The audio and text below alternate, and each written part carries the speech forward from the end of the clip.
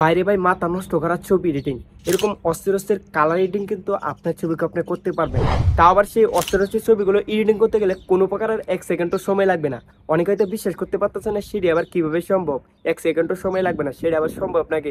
স্ক্রিনটাকে follow করুন। তো দেখতেই পাচ্ছেন আমি এখানে টাচ করে দিলাম, টাচ করার সাথে সাথে কিন্তু ছবিটা কিন্তু এডিটিং হয়ে গেছে। তো এভাবে কিন্তু ম্যাজিকের মতো কিন্তু আপনার ছবিগুলো কিন্তু অস্থির অস্থির কালার এডিটিং করতে পারবেন। তারপর এই ছবিগুলো আপনার বন্ধু বান্ধব যেই দেখুক না কেন সেই কিন্তু হা করে তাকিয়ে থাকে, বন্ধু এরকম অস্থির অস্থির কালার এডিটিং কিভাবে সম্ভব, এই কাজটি আমাকেও শিখিয়ে দে।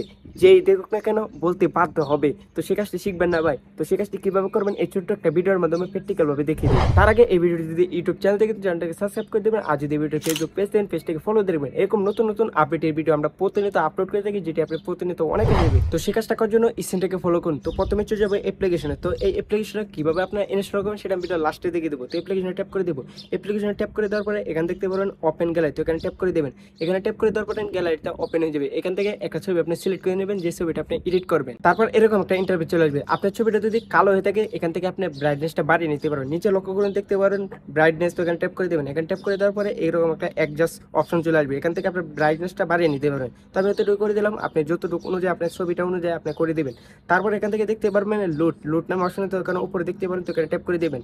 এখানে ট্যাপ করে দেওয়ার পরে এখানে কিন্তু আপনি স্ক্রল করে এদিকে চলে আসবেন। এখানে দেখতে পারবেন আপনি টপ 25। তো এখানে ট্যাপ করে দেবেন। টপ 25 ট্যাপ করে দেওয়ার পরে এখানে ম্যাজিকটা দেখতে পারেন। তো এখানে দেখতে পারেন অসংখ্য ইফেক্ট আছে, কালার আছে। তো এখানে ট্যাপ করে দেবেন। তো দেখতে পাচ্ছেন এক ক্লিকে কিন্তু এডিটিং হয়ে গেছে। 1 সেকেন্ডের কমেও কিন্তু এখান থেকে এডিটিং হয়ে গেছে। 1 সেকেন্ডও কিন্তু সময় লাগছে না।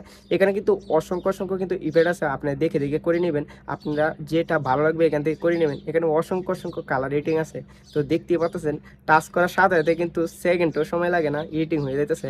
আপনারা দেখে দেখে এখান থেকে করে নেবেন। এখানে কিন্তু অসংখ্য অসংখ্য কালার ইফেক্ট আছে, তো আপনারা দেখে দেখে করে নেবেন। আমি এক্সাম্পল দেখিয়ে দিলাম আপনারা কাজটা কিভাবে করবেন। এখানে অসংখ্য অসংখ্য কালার ইফেক্ট আছে, আপনারা দেখে দেখে করে নেবেন। আর এই ছবিটি যদি কালারটা আপনি বেশি হয়ে থাকে এখানে দেখতে পারবেন অ্যাডজাস্ট নামে অপশন আছে। তো এখান থেকে আপনি অ্যাডজাস্ট করে কিন্তু কালারগুলো কমিয়ে বাড়িয়ে নিতে পারবেন।